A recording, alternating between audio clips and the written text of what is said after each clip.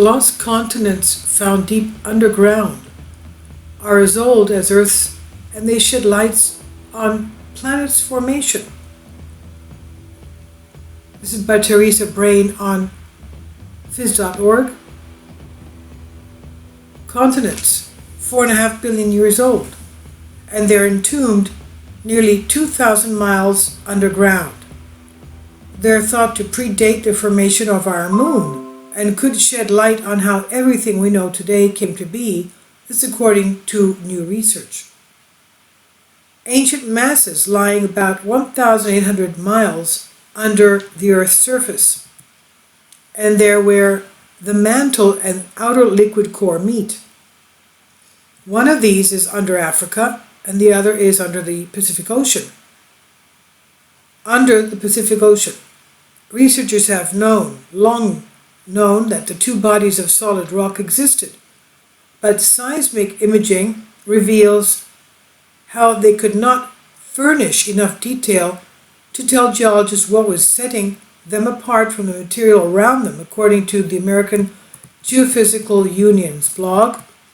Scientists used to surmise that deeply embedded, separated continents lodged deep in Earth's mantle were ocean plates that had been subducted. Scientists used to surmise, that's what they used to think, the deeply embedded, separated continents lodged in Earth's mantle, the continents that we know of today, were ocean plates and that had been subducted or shoved underneath the edge of a competing plate. But new findings indicate that they, quote, may have been formed from an ancient magma ocean that solidified during the beginning of Earth's formation. This is what the research statement said. And in addition, these distinct, humongous chunks of rock may have survived intact after the massive collision that tore off parts of the nascent Earth to create our moon. This is what is detailed by London's Natural History Museum, making them as old as Earth itself. They survived the collision, a huge Earth impact that caused a piece of Earth to slough off and create our moon. Now there are ancient Greek texts that say that there were humans that existed then. The pre-Selenites, they were in existence in the area of the Peloponnese before there was a moon around Earth. Can you imagine? Now, we know that the moon somehow causes the Earth not to wobble that much. So if there was no moon at that time, what was the spinning of the Earth like? Anyway, going back to this, the Earth's crust, which is part of what we live on, is like the skin of an apple. This is what Oregon State University explains. It's between 3 miles and 5 miles thick under the ocean. It's very thin under the ocean, and 25 miles thick under the continents. The other layers, there are 4, they get denser and hotter the deeper you go towards the center of the Earth. The lost continents are located between the second and third layers, as what the researchers find, and encircling the liquid outer core. Scientists have plenty of samples from the inner core because of the volcanic rocks that bubble up in places like Hawaii and Iceland, because they're hotspots. And this is what Live Science noted. This article is, by the way, this information is from Live Science. Now, those are identifiable by the ancient isotopes that come out in the lavas, the rock samples. Atom formations unaltered by the oxygen at Earth's surface, such as helium-3, that they carry. By retracing these rocks' paths to the surface, they realize that these rock columns, rather than rising straight up as originally thought, drifted. They didn't rise originally straight up, they drifted. This shed new light on these continents' relationships to the surface, and shed light on Earth's origin. This is what the researcher said. This new research is astonishing, and it could connect the dots between the inner and outer data, as Science Alert explained. Quote, we had all of these geochemical measurements from Earth's surface, but we did not know how to relate these geochemical measurements to regions of Earth's interior. This is what geologist Curtis Williams from the University of California, Davis, said in the study. He was the study's lead author, and this is what he told American Geophysical Union Geospace blog. Quote, we had all of these geophysical images of the Earth's interior, but we did not know how to relate that to the geochemistry at Earth's surface. Also, a new study suggests gigantic masses in our Earth's mantle have been untouched for, as we know, more than 4 billion years. This is by Abigail Einstadt. Again, American Geophysical Union on phys.org. I'll leave links below for you for this. The ancient, distinct continent-sized regions of rock, isolated since before the collision that created our moon 4.5 billion years ago, exists hundreds of miles below the Earth's crust and offering a window into the building blocks of our planet. This is according to a new research. The new study by the American Geophysical Union, journal Geochemistry, Geophysics, Geosystems, used models to trace the location and origin of volcanic rock samples found throughout the world back to 2 solid continents. Deep in the mantle, 2 solid continents, as we said, one under the Pacific, one under Africa. The new research suggests that the specific giant rock regions existed for 4.5 billion years, that is, since Earth's beginning. Previously, scientists theorized that separated continents in the deep mantle came from subducted oceanic plates, but the new study indicates these distinct regions may have been formed from an ancient magma ocean that solidified during the beginning of Earth's formation and may have survived the massive moon-creating impact.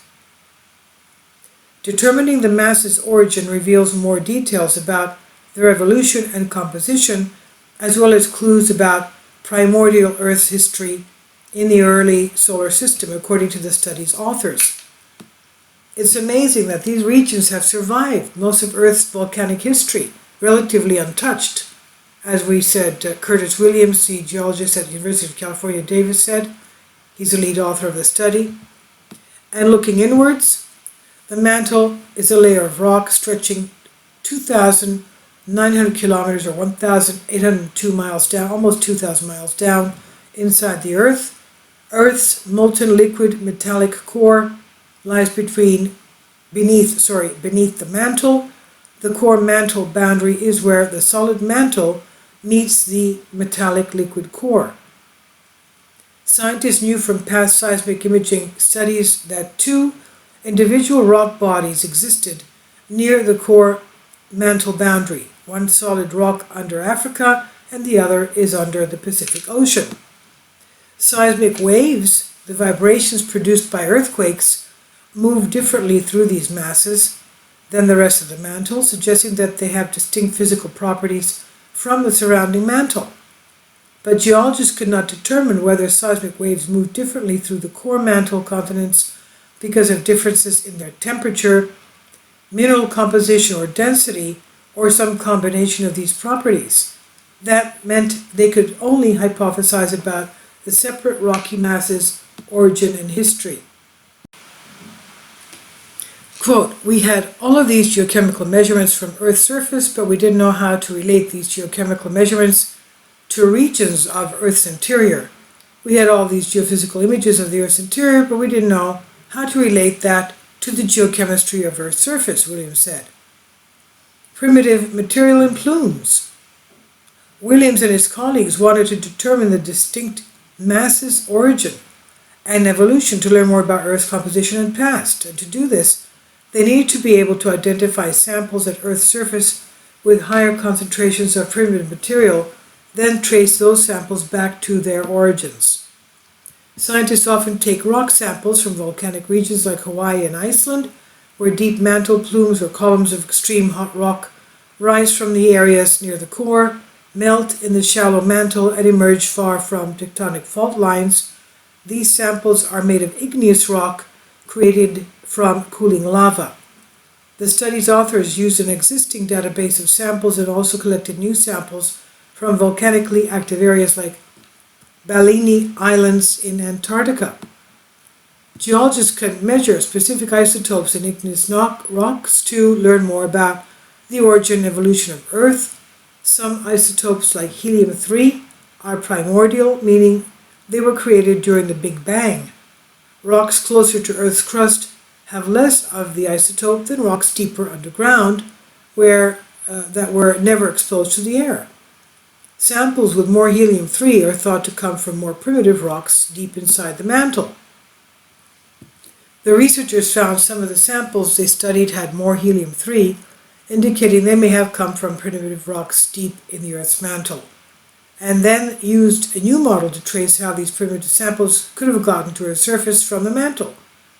Geological models assume plumes rise vertically from deep within the mantle to the Earth's surface, but plumes can move off their course, deflected due to various reasons. The new model took into account this plume deflection, allowing the study's authors to trace the samples back to the two giant masses near the core mantle boundary. The combination of the isotope information and new model allowed the researchers to determine the composition of the two giant masses and theorize how they may have formed. Understanding the composition of specific rock masses near the core mantle boundary helps geologists conceptualize ancient earth-shaping processes that led to the modern-day mantle. And according to the author, William said, it's a more robust framework to try and answer these questions in terms of not making these assumptions of vertically rising material, but rather to take into account how much deflection these plumes have seen. How much did they deflect from their straight coming up and being forced to go from one side to the other. Very interesting.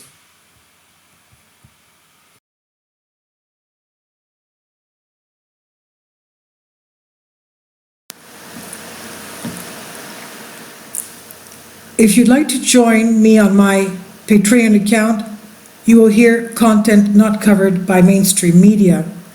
These riveting stories will be based on my research, and I will state my opinions and give my personal insight on diverse and controversial subjects and world events not covered by mainstream media, and not supported by YouTube guidelines. So whatever I have on my Patreon, most of those will not be on my YouTube channel.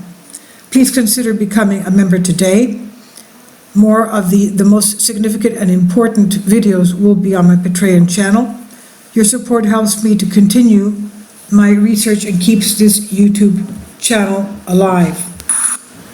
And we depend on your support, your generous charity, because we help economically challenged families here in Athens, Greece, in Kapota, and we also help the young generation with university tuition and the community around our church.